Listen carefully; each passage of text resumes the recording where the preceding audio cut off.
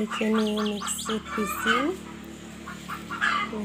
পিচি এয়া চব লগত আমি এল'ভেৰা মিক্স কৰি দিছোঁ। এয়া লগৰ মানে আমি এয়া চব জেলখিনি উলিয়াই দিছোঁ। উলিয়াই লৈ মিক্সিত এয়া জেলখিনি উলিওৱা হ'ব।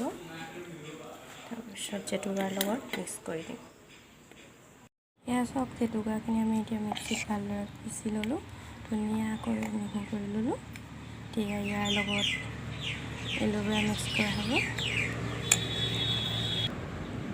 এয়া চব এল'ভেৰাখিনি এইখিনি ধুনীয়াকৈ মিক্সিত জেলটো উলিওৱা হ'ল। এতিয়া সুন্দৰকৈ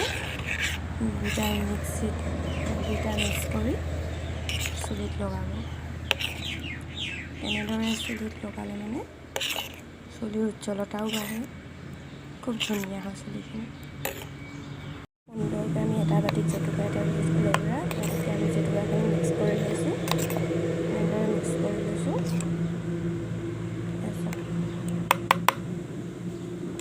জেতুকাখিনি মিক্স কৰি লৈছোঁ।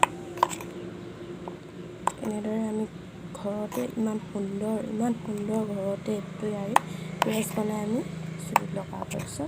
ইমান ধুনীয়া হৈছে, চুলিও ধুনীয়া হ'ব, উজ্জ্বলতা বাঢ়িব।